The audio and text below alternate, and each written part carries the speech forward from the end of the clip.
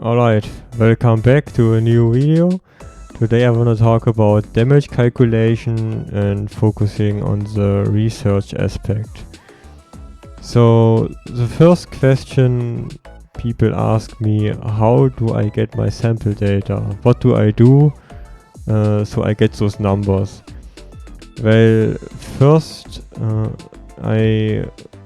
we Mystic told me the stage and I checked it and it's true.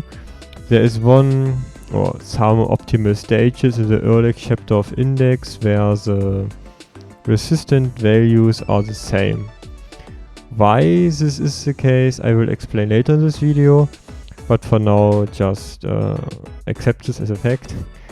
And this means there is a constant in the resistance calculation which helps us to get easier data and reduce the variance with the calculations. So let's do a quick test. One other advantage is that in the stage, if you exit early, you only pay 1 stamina, so you can repeat the experiments very often to gather more data and spend as little stamina as possible. So the aforementioned stage is first index chapter, normal stage 5. This is where I gathered most of my data.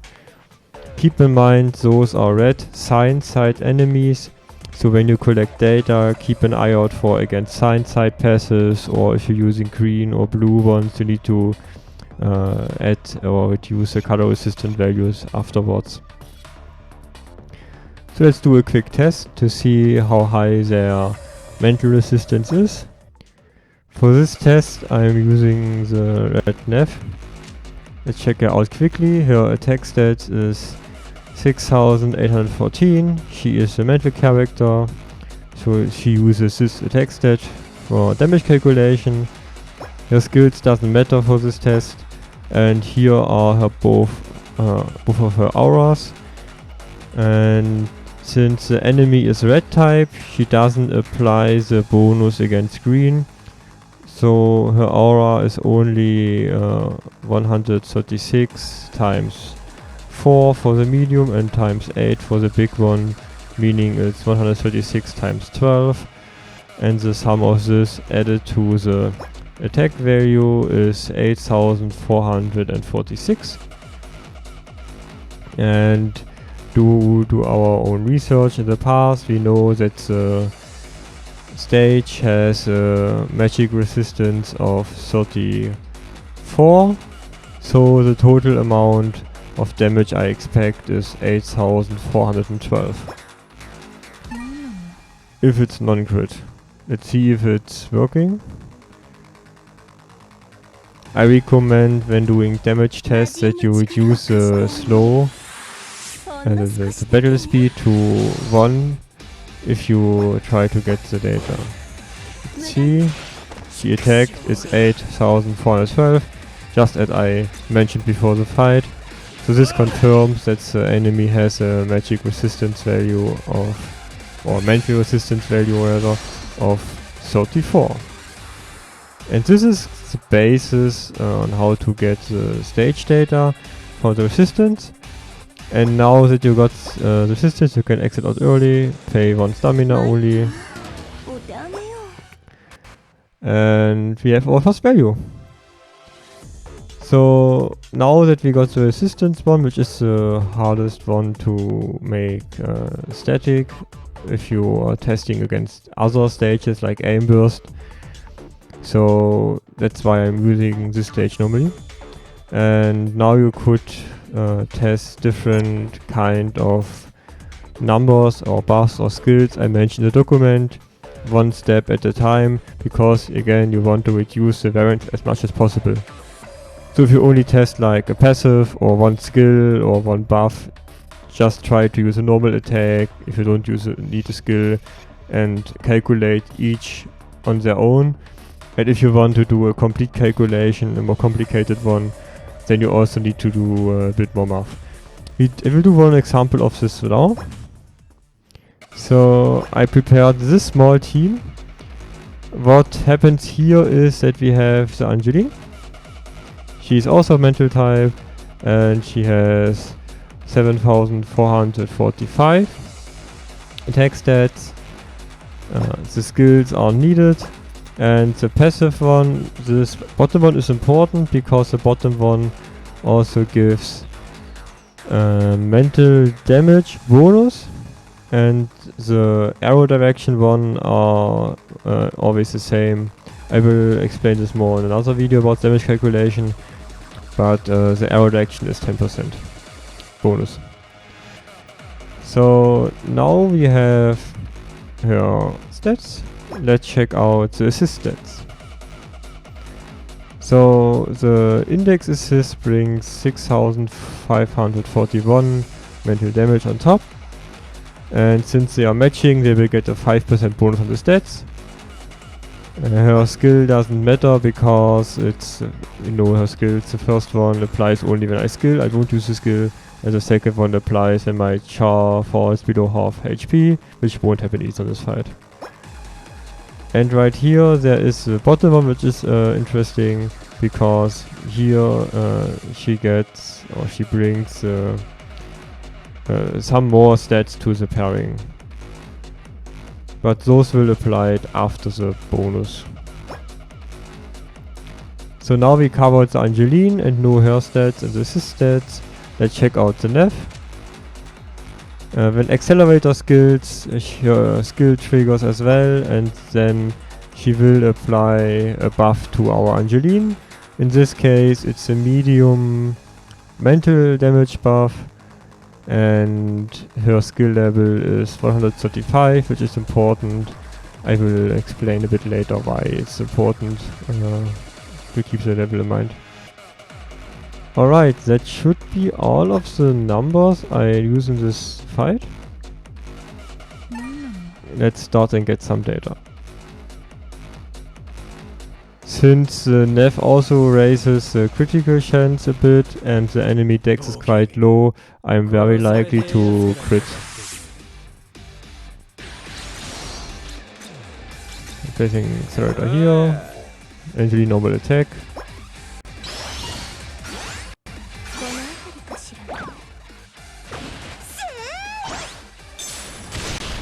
33504.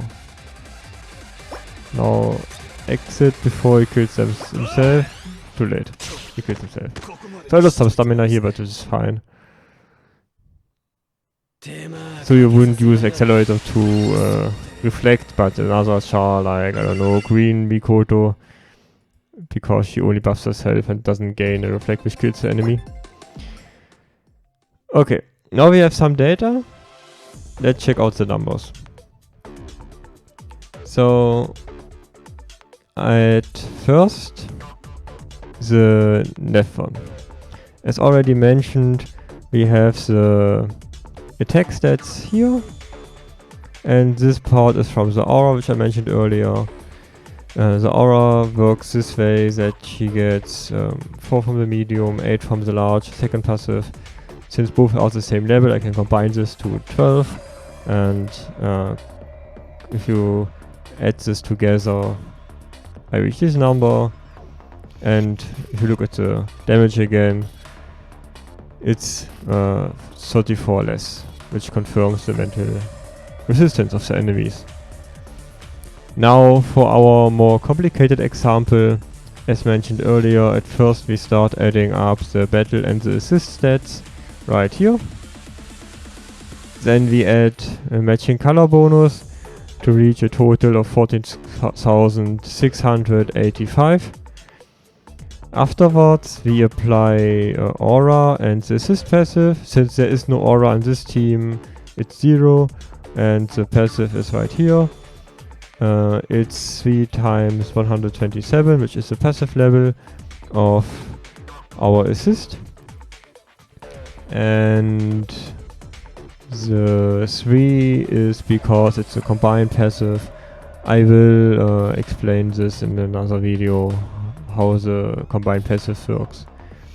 So this together results into 15k roughly, And in the next step we apply the battle passive, which is 124 in my case. Again, it's a hybrid passive, that's meaning it's only factor 3, and combined it results in 50k 438.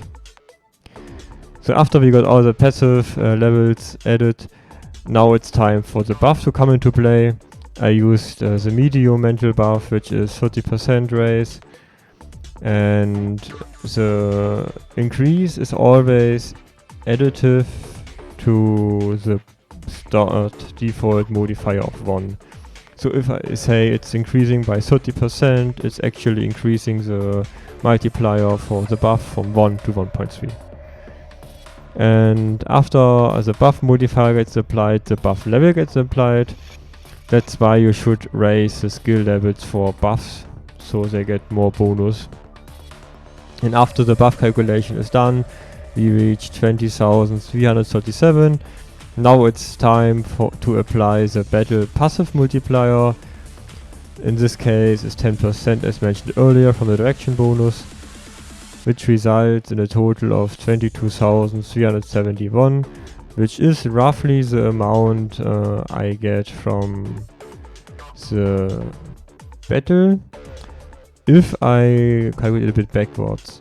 So of course you can continue the calculation, but normally I do it backwards until this stage to make it a bit easier to compare the numbers. So we had 33,504 critical damage. If I remove the crit, I divide it by 1.5, and then I reach 22,336. Afterwards I need the add the resistance which is left, and this results in 22,370. The missing 1 is a rounding issue, since I don't know at which part of the damage formula the game is rounding or cutting off the factual numbers. I just have to guess, and sometimes I round if it's close, sometimes it's not. That's why there's sometimes a difference of 1. So that's the general idea how do you do research and how to get numbers from the game. As I mentioned earlier, I did a big jump from getting the first value to a bigger calculation just to show the differences.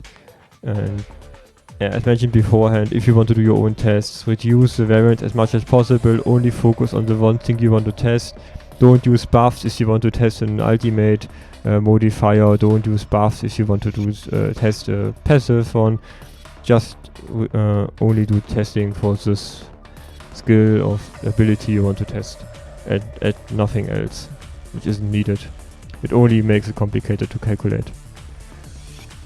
So these are 2 examples for the calculation. Next up there are some open problems, I have to say open problems, like open points in the calculation which I didn't find an answer to yet. The first one is critical rate and dex. Dexterity increases the crit chance, and there's also a crit chance passive and buff. We don't know how much it raises the critical chance because you need to do a lot of testing, like thousands of tests, and over the 1,000 tests you need to check how often do you crit, and then you can calculate the percentage value, and it's really test intensive. And as far as I know, no one has definite numbers how the crit rate actually works. So if you have time and a lot of stamina left, you can try it, but as I said, it's pretty expensive because to reduce the variance it's thousands of test data, sample data, and it's a pretty tall task to get. The other complicated stuff is the resistance calculation. For this one I will do a brief explanation where I'm at right now. So for the resistance calculation you can actually use the aim burst stage, because after a lot of testing I noticed 2 things. First, you always deal at least 1 damage. So this is the minimum cap you have. The highest cap is if you have 100 times more attack damage than the enemy resistant value. The resistant value just gets deducted from your attack value, as you have seen earlier. So in this case, the enemies are so weak in the 1-5 stage that their resistance become consistent. If the resistance is higher and the factor 100 isn't given anymore, you lose more damage than their actually resistant value. But the details how much damage you lose to the enemy resistance is not known. I wasn't alone in trying to figure out how this works, but after like plenty of hours I didn't find an answer to how the resistance calculation is done. So I only got the start and the end cut of 1 and the factor 100. So why do I say you can test it against aim burst? As mentioned earlier, the factor 100 is important. And if you switch around, let's say you have aim burst, which is a pretty hard boss in Railgun Story 3. You can use a grade 1 character with pretty low resistance yourself. And then the aim burst attack stat is actually high enough that you are outside of the barrier. And with this in mind, I could actually reverse calculate the aim burst stats. So the aim burst mental attack stat is 7676. The aim burst skill is a medium skill, which is level 106. So it deals 420 skill damage. And in total it's 8096 damage with the aim burst skill. And then you can start using your own characters and try to test it with the resistance calculation. I also started to test resistance buff, but those were a bit wreck to calculate, and I also stopped there. I think I added some in my notes, which I linked in the description below in the Google Docs number sheet. So if you want, you can check it out too. So last thing I want to mention in this video is Pizza Girl is a Japanese YouTuber who also does some research, but instead of going for the whole formula like I did, he's only researching the small components, and he actually did some things which I didn't research myself, like the decks, but he focused on the healing part of the decks and also some other things like color attribute resistance down. So I recommend checking him out, even though you don't understand Japanese. He added some numbers to his videos, so it's actually possible to follow him without understanding Japanese what he said. Alright, that's all for the first video about the damage calculation. I hope you got a basic understanding on how to collect data, and in the next video I want to talk about how to use them. So see you then.